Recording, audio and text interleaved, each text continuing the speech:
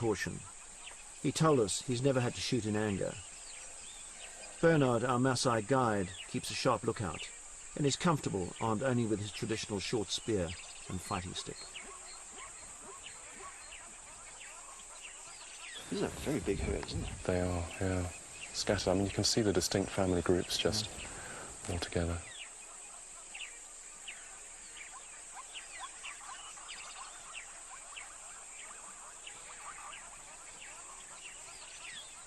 So once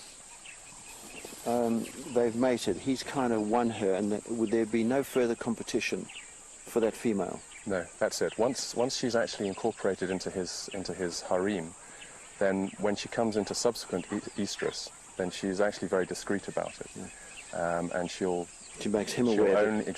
Only the stallion has the chance to mate with her then.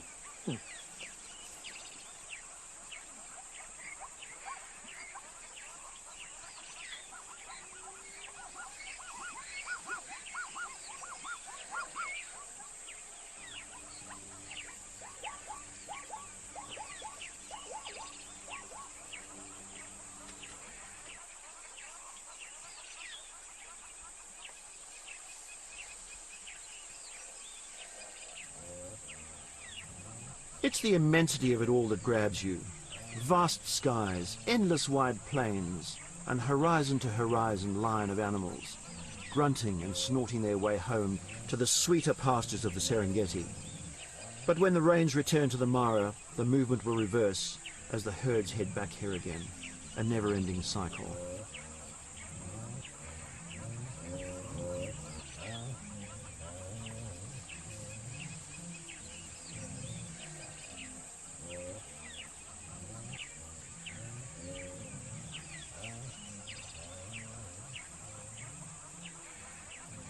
The cavalcade seems to go on forever.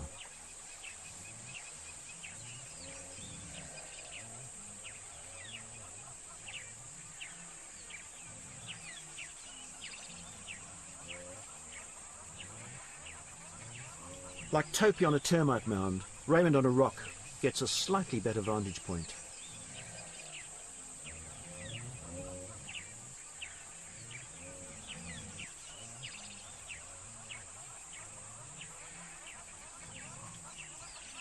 Seemingly lost, a lone wildebeest turns to rejoin the herd.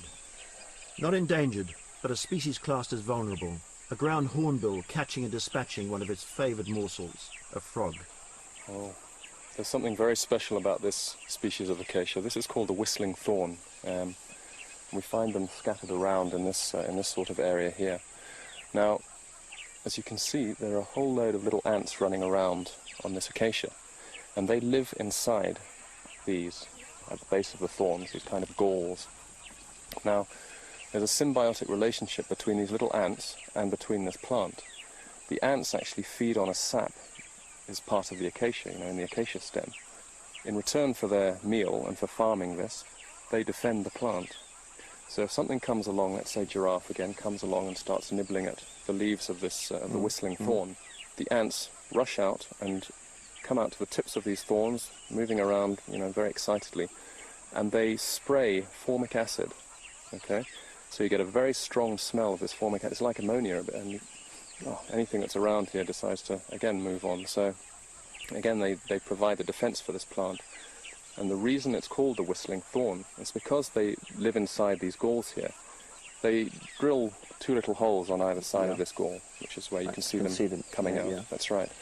And when you get a breeze blowing through these thickets of whistling thorn, you get this very eerie kind of whistling sound as you go along. So, hence the name, the whistling thorn.